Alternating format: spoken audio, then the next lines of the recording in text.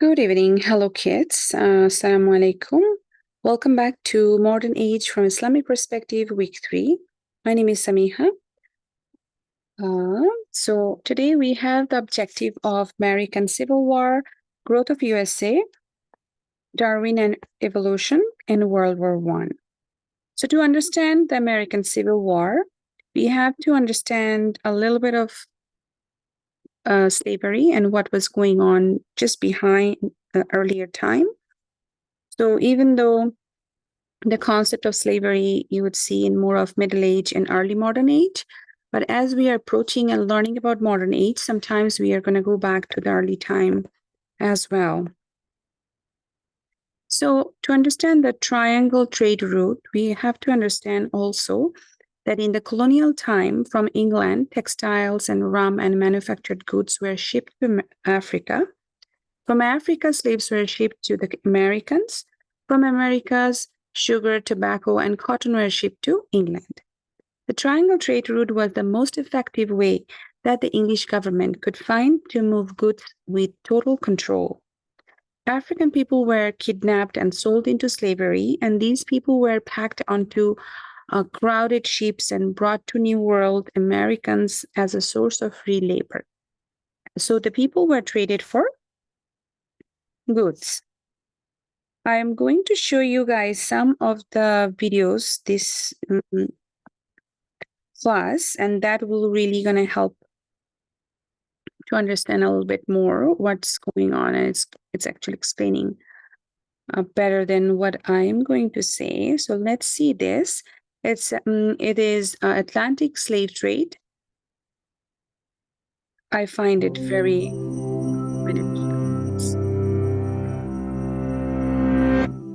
Slavery, the treatment of human beings as property, deprived of personal rights, has occurred in many forms throughout the world. But one institution stands out for both its global scale and its lasting legacy. The Atlantic slave trade, occurring from the late 15th to the mid-19th century and spanning 3 continents, forcibly brought more than 10 million Africans to the Americas. The impact it would leave affected not only these slaves and their descendants, but the economies and histories of large parts of the world.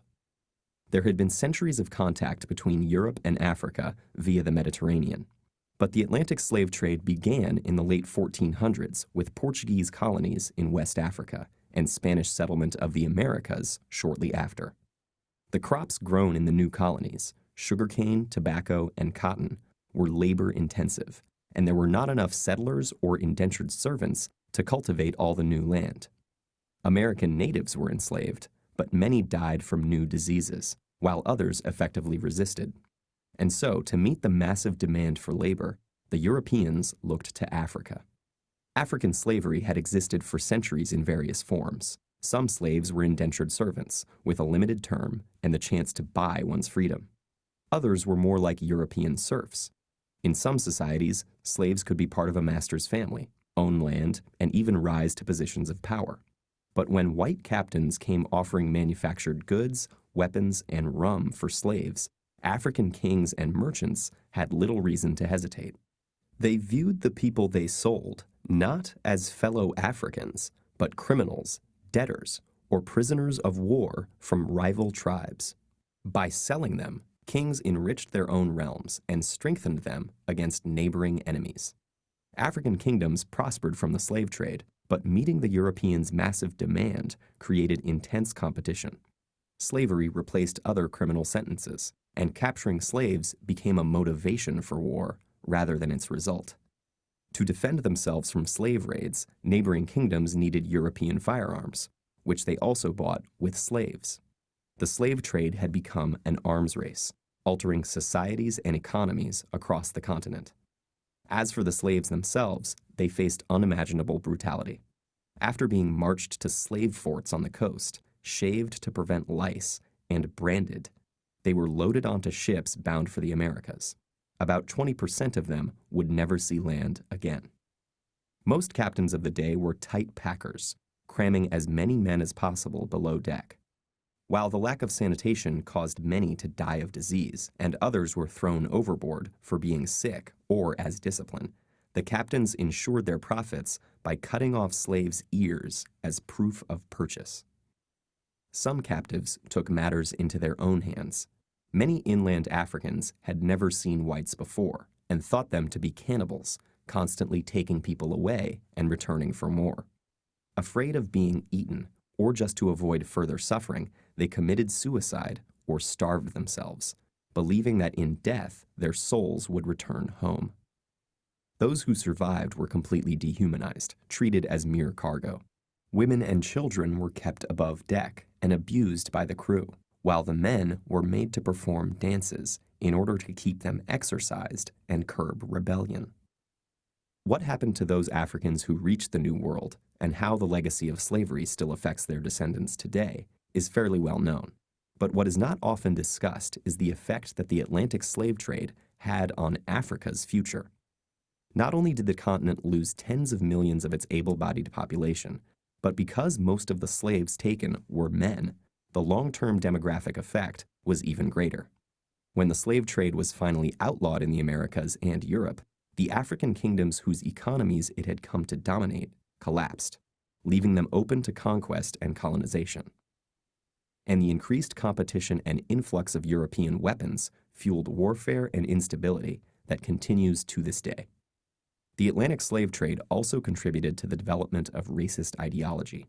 Most African slavery had no deeper reason than legal punishment or intertribal warfare, but the Europeans who preached a universal religion and who had long ago outlawed enslaving fellow Christians needed justification for a practice so obviously at odds with their ideals of equality.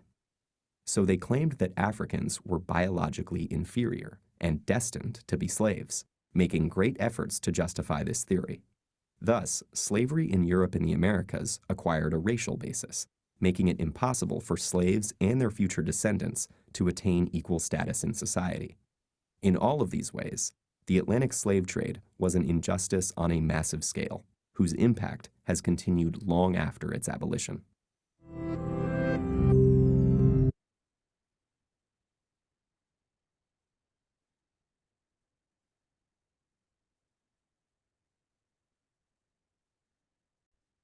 So that was a video on Atlantic slave trade route.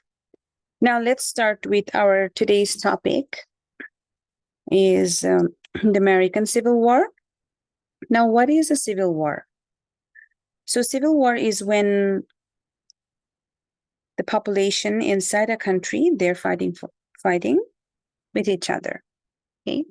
Now, I want you guys to look into this map, a map of USA in 1861. So when you look into the top part, the northern part of the country, the red portion, this is called the Union States. And when you look into the south part of the country, the blue ones, it's called Confederate States. So just keep it in your imagination, in your mind, and then we'll come back and forth to this map again, all right? So let's go. Yes, as I was saying, civil war means people are fighting in their own country. So what were the reasons that the American Civil War actually happened? Okay.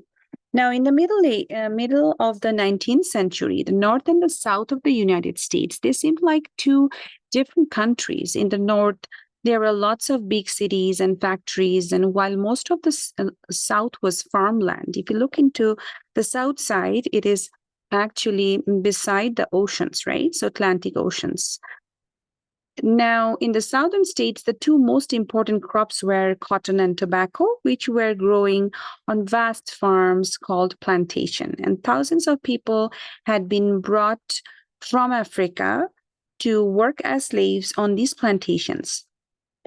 But slavery was banned in the North, and this led to a very bitter arguments with the people of the South side. So in 1860, Abraham Lincoln was elected president of the United States, and Lincoln was against slavery. And this made the people in the South really angry. A group of Southern states decided to break away and form their own independent country. So there are actually few reasons why this Civil War broke out. So one of the main reasons was slavery, disagreement on slavery. There is another reason, state rights. And what is a state rights? Just like in Canada, where we have province, right? So then there are province rights and there are federal rights over the province. So they are also trying to figure out what will have, what the state will be able to decide, what the federal government will able to decide. So they were being in disagreement with all these state rights. And also expansion was a disagreement as well. And then also industry versus farming. So what is industry versus farming? So if you look into the top, so the northern side, they were growing into more industry. And then the southern was more depending on farming. So they were having disagreement on these issues too. Now, if you look into this map, okay, so the maps, if you look, the American government told the southern states that they had no right to become a separate country. And 1861, the Civil War broke out. So for 4 years, actually, the South is known as Confederacy. They struggled against the North, called Union. So the Union had more soldiers and factories to make weapons, but the Confederacy had brilliant generals, and Southern troops fought fiercely for their independence. The South won many, many battles in the early parts of the war. However, in 1863, Union troops won an important battle at Gettysburg in the state of Pennsylvania. So after this victory, Union armies began to advance into the south and burning and destroying all the farms and towns they found. And Union ships surrounded the southern port and prevented the Confederacy from bringing in more food and weapons. So soon, the Confederate troops became weak and hungry. By 1865, large areas of South had been destroyed, and the Confederacy surrendered, and the war was over. But it had cost many lives and hundreds of thousands of soldiers in both sides. Okay. After the Civil War, the United States became a single nation once again. Slavery was made illegal and thousands of black slaves were freed. And however, there are still problems between the North and the South. And 5 days after the war ended, unfortunately, Abraham Lincoln was assassinated by an angry Confederate supporter, and the black people continued to be treated, in many parts in the country wrongly. Okay, so if you look into that, so if you see the Texas was actually first part of Mexico. Now then the Texas had the war. They had the war. They wanted to be independent. Then they got united with the United States. So the main points in American Civil War, I'm telling you guys. So the first is the North and the South America disagreed over slavery, with North wanting to stop and the South wanting to continue it. The South wanted to be a separate country, but the North did not allow it. So they fought the Civil War. Finally, the North won the war and slavery was abolished, so ended. The Americans slowly moved inland and took the land from the Native Americans. So we're going to expand a little bit on our fourth point here. And that's going to take us to the growth of the USA. So the growth of the USA, if you look into that, so what happened there? By the start of the 1800s, we know that the United States of America was a very large and growing nation. Over the next 100 years, that's what we see, that the huge growth areas of land and millions of people came to settle in this exciting new country.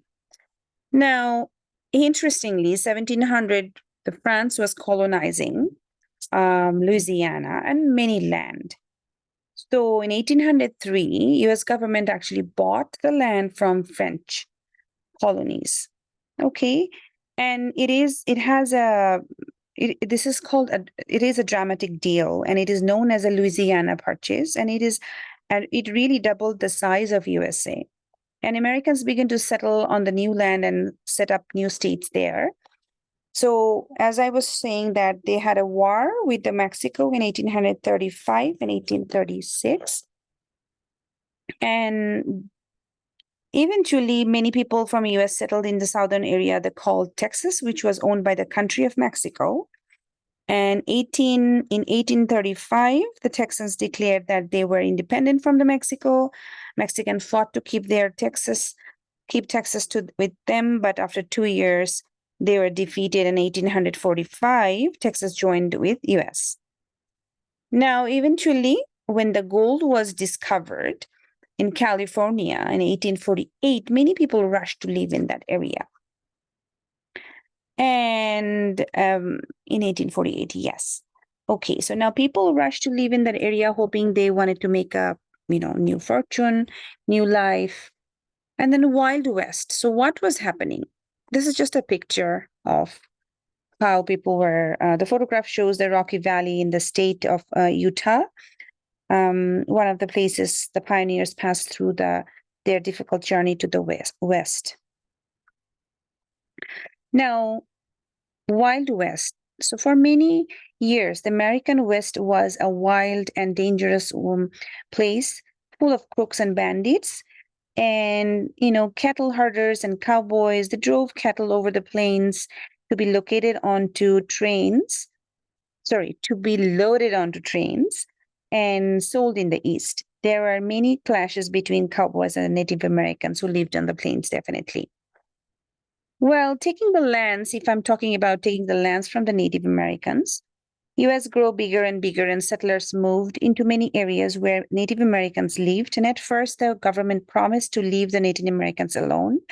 But as we know, most of their lands were really gradually taken away. Now, struggling to survive. Okay.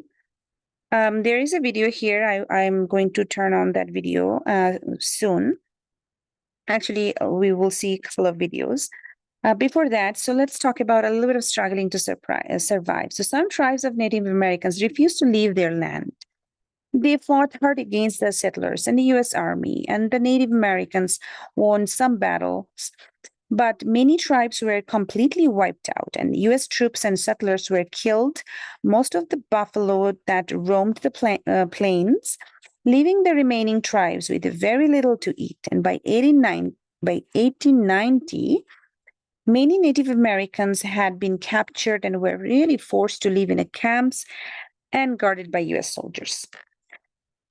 Well, if you ever been to Waterton in Alberta in Canada, since we are in Alberta, if you guys have a chance ever to go to Waterton, I would definitely suggest to visit the museum. It's called Head Smashed in Buffalo Jump.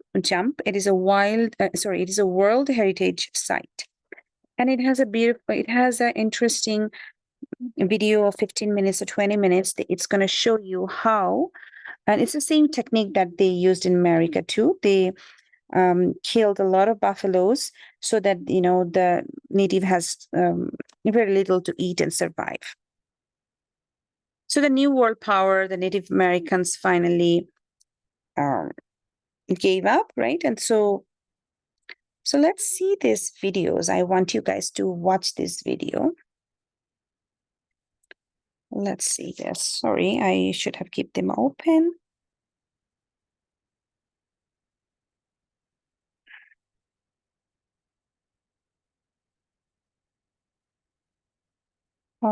Let me just take this for you guys. So this is, there are some videos I want you guys to see. So this is one of them. Let's see this.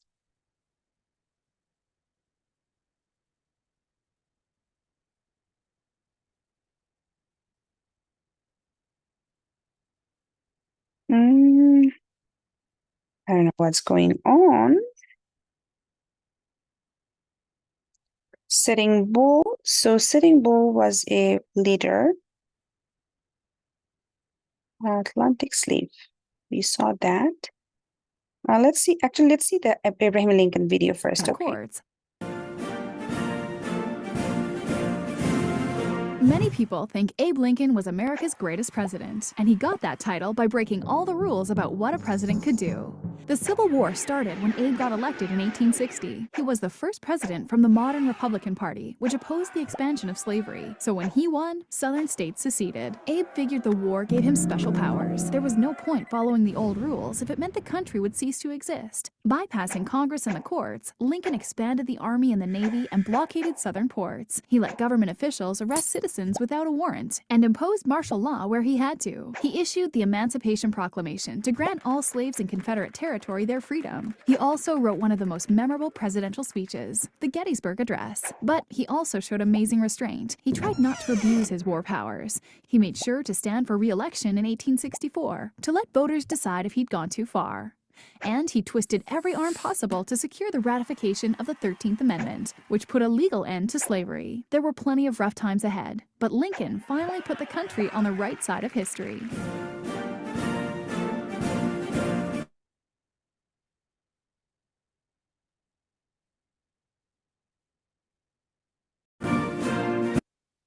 Okay, so now we're going to see the next one. This is a bloodiest battle for the Civil War. So let's just see quickly what was happening. In July 1863, two armies faced off on a piece of farmland that's come to be known simply as Gettysburg. The battle that followed was the deadliest of the Civil War. One of only two fought on Northern territory, and certainly one of the most historic. For Civil War reenactors, Gettysburg is especially sacred ground. These men, with their period-perfect muskets and blue flannel coats, are members of the 150th New York Infantry. Back on July 2nd, 1863, members of this same regiment, made up of volunteer farmers and mill workers, arrived in Gettysburg.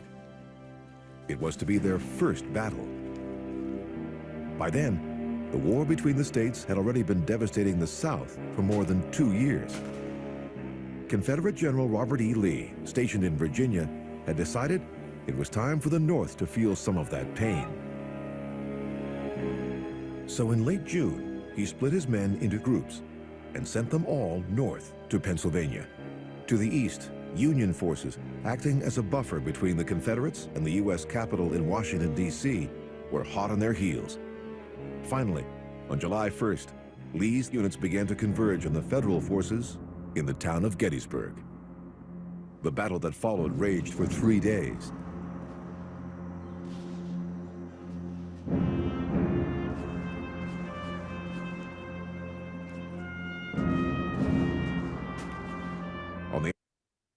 Okay, so that is a little quick snapshot of what was happening in the Gettysburg. And then let's see the one I want. Afternoon of July 2nd, it arrived. So Sitting Bull. Let's see if it is working.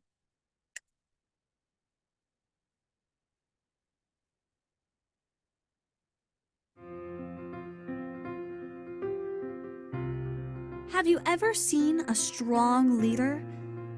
What does it take to be an influential leader? One Native American chief refused to compromise when the land, lifestyle, and well-being of his people were threatened. This man was spiritual leader and warrior Sitting Bull.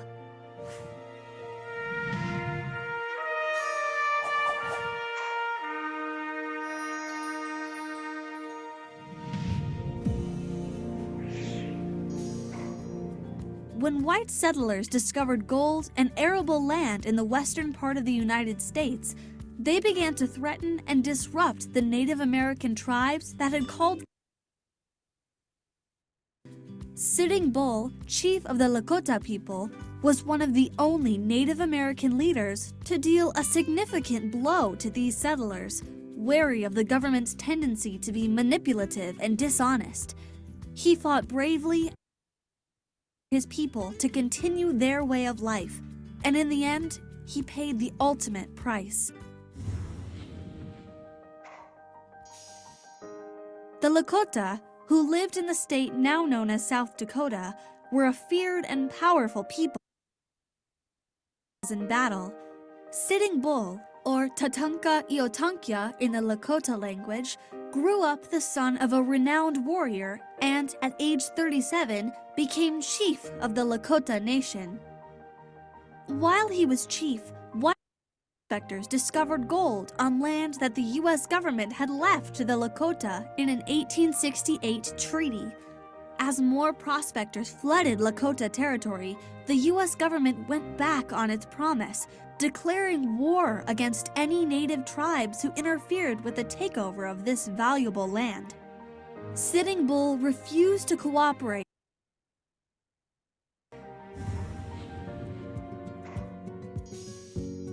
What treaty that the whites have kept has the red man broken? Not one, he declared.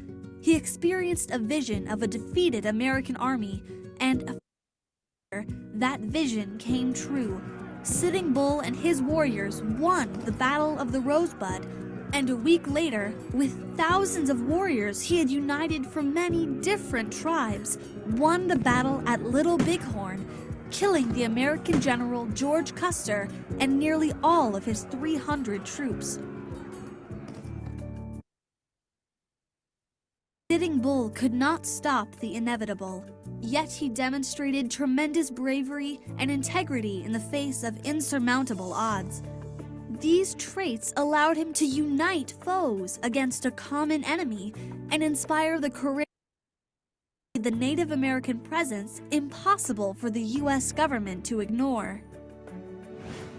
Sitting Bull never committed to an American lifestyle, and ultimately lost his life trying to defend the Lakota one.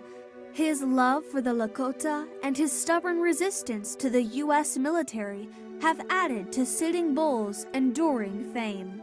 He once asked, "Is it wrong for me to love my own?"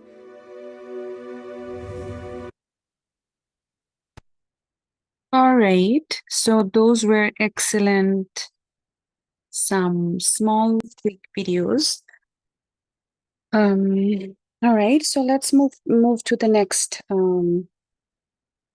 We talked about Abraham Lincoln. We talked about the reflection. So how where the Black people were treated even after the Civil War ended. So they were still treated very badly, especially in the South, who didn't want to end slavery, right? Until today, Black people are often discriminated against.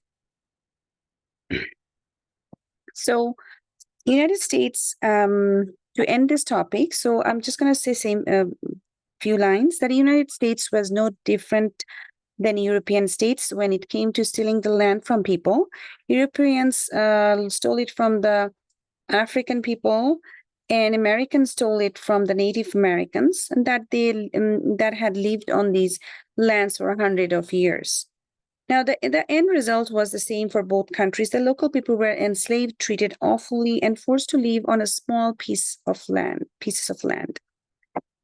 Now, since we're on the topic, I want you guys to have understand the slavery in Islam, because oftentimes Islam is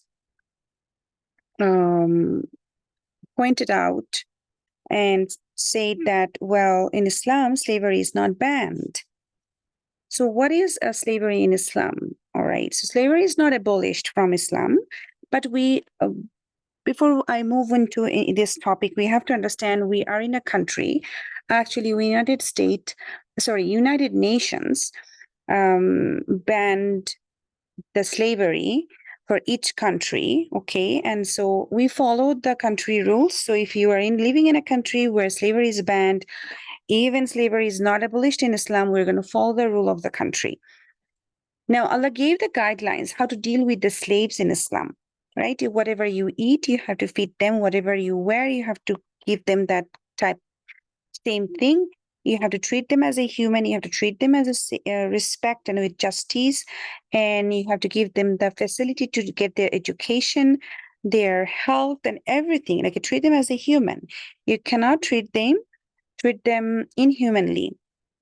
Now, in history of Islam, if you remember that we learned about the Ottoman empires, the Mamluks, and other time also, We see they're in a higher powerful position in the society. They were sheikhs, they were scholars, they were in government positions. They even slaves built an empire. If you think about Mamluks, Subhanallah. So yes, so why the slavery is still there? Definitely is the slavery is not abolished in Islam. Of course, we know that Allah subhanahu wa ta'ala, He is the one who He has all the knowledge and He knows why He kept it for us.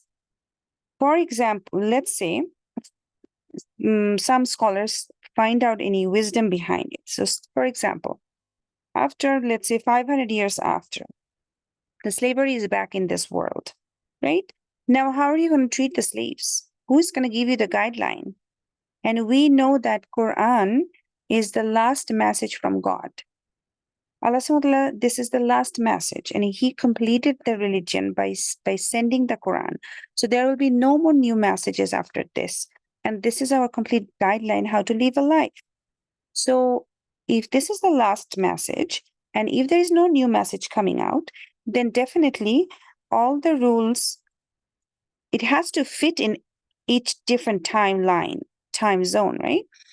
Now, so yes, Islam encourages to free the slaves. It sees freeing slaves a very good, like a very rewarding act of worship from Allah subhanahu wa ta'ala. However, it still has that guideline that if we have slavery, how we're going to treat it, how we're going to treat them, okay? So I want you guys to have this concept of slavery in Islam.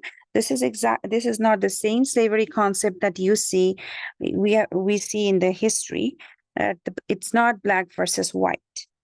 Okay, so whenever we hear about slavery, we have this concept in our head. But when we talk about slavery in Islam, the main concept is that you have to treat them with their proper human right. You have to give them all the facilities to grow. However, it is highly recommended and a highly good work, recommended work if you have a slave and you free them. Now, let's talk about, go into our Darwin and evolutions. I'm not going to talk about too much about it. There is not much to talk about, honestly, because Darwin's concept is Charles Darwin and other came up with this evolution theory. This theory says that one species slowly evolves into another, with the human coming from apes. Maybe the children, right? They have some similarities of monkeys, but that doesn't mean that the humans are actually coming from apes. There is no proof in this theory, and many people were taught this theory as a fact, and still they believe it. However, we know faithful, even in different religion, different faith, the people who believe that God created the humans. So we know that there is only one creator, and Allah subhanahu wa ta'ala, and He created everyone in this world. So this is the reflection that what has been taught to people over the years about how we have come into existence. One species turning into another one, but for example, human from apes. However, we know that this is, everything else has been created by Allah and Lord of the world.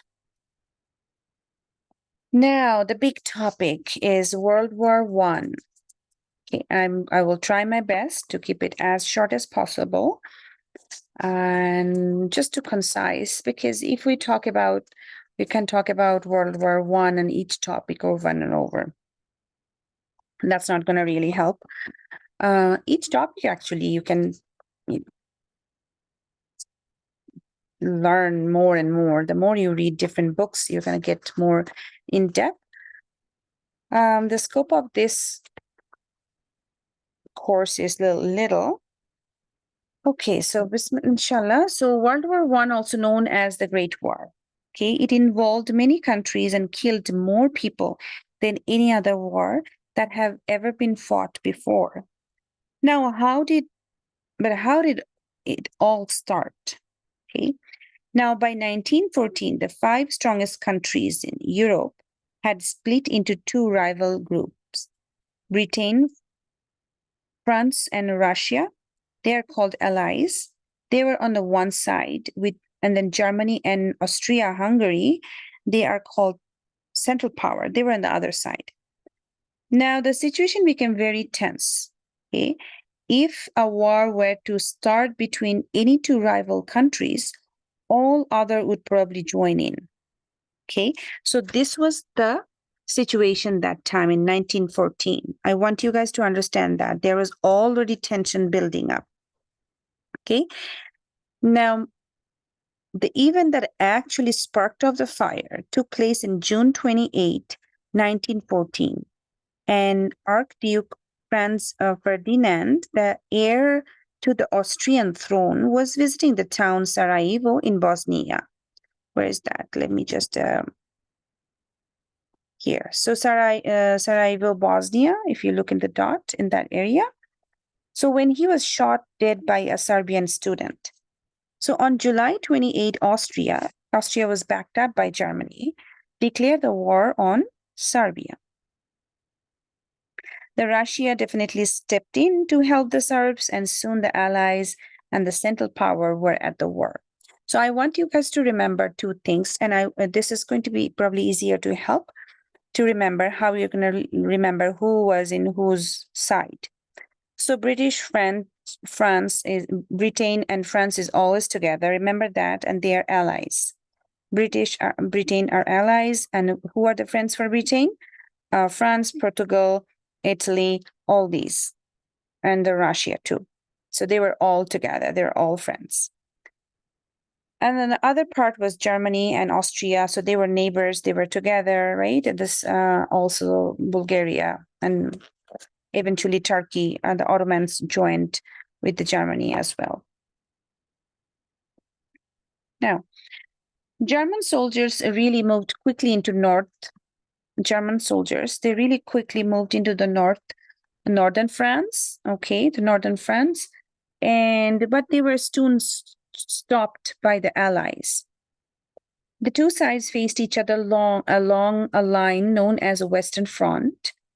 Both sides dug deep ditches or trenches to defeat themselves. After this, neither side was able to advance very far, and the war really dragged on for 4 years. The soldiers lived in the trenches for weeks at a time, and during a battle, they climbed out of the trench and charged at the enemy across an area known as no man's land. And millions of men actually died in these terrible battles, and that sometimes lasted for months. Unfortunately, other countries also became involved in this war. The Turkey and Bulgaria joined the Central Powers, while Italy and Greece and Portugal supported the Allies.